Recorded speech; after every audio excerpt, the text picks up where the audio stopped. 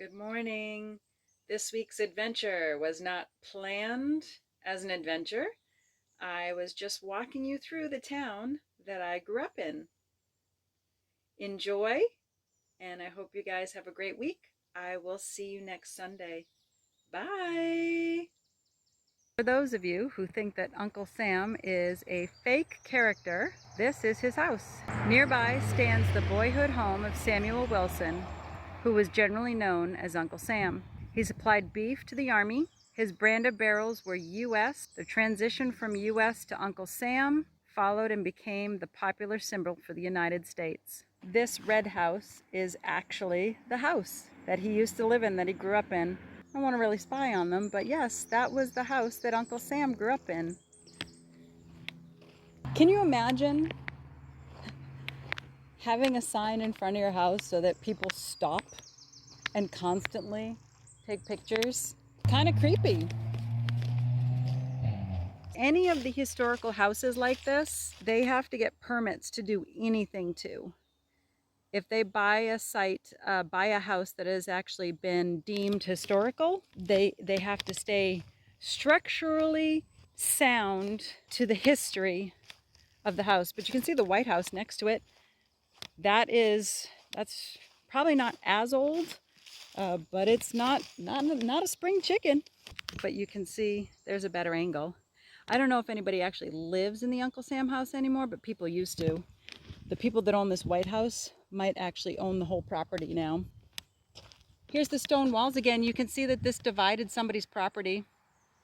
You can see the actual square corners of where the property is divided. This is the Granite State. They had no troubles finding rock. Florence Robert Forest. All of what you're looking at here.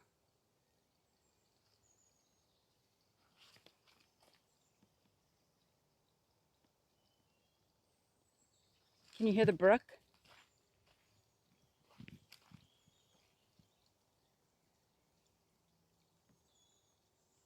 There are brooks all over. With a master's degree, when women shouldn't have one, she saved 38 acres in a preservation, educated, traveled, and lived a life that many would be jealous of. Many thank Troop 264,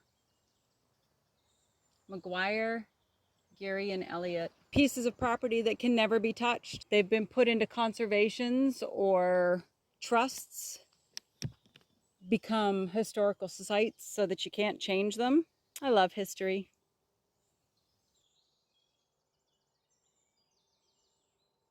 This brick building was a 4-room schoolhouse. This is where I went to elementary school. It's added on this section right here. Unfortunately, where you see that driveway used to be our playground.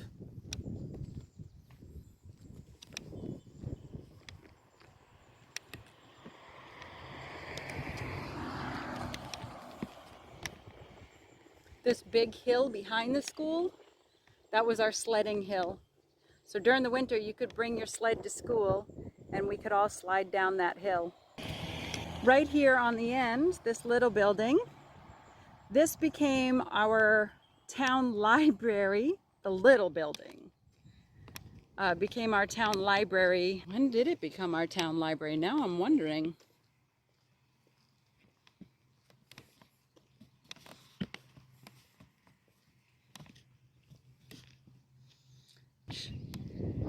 And then this building right here, 1774 on the door. This is the man house. It used to be a tavern.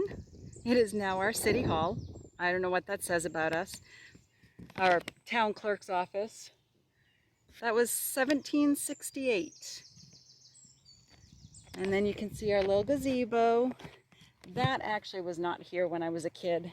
I don't know if they found historical things that said otherwise so that they put it up, but that was not here when I was a kid.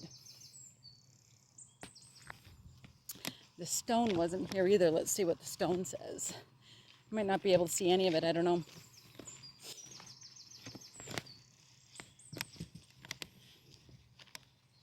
In memory of Captain Benjamin Mann, the man who went from Mason to the Battle of Bunker Hill, Mason Historical Society, 1775 to 1975.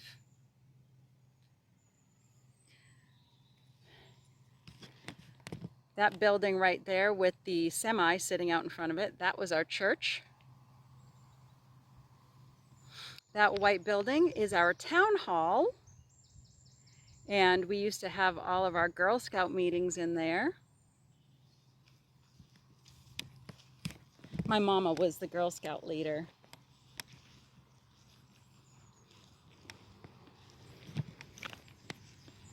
There's the front of our school building. We didn't have balloons. That white building beside the school, though, that used to be the minister's home. That used to be the parsonage. Looks like some sort of addition now. Not quite sure what. This is the center of my little town that I grew up in.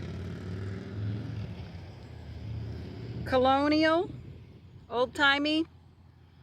Nothing's changed. Everything's still the same. All of these little houses, those are all there from when I was a kid and before.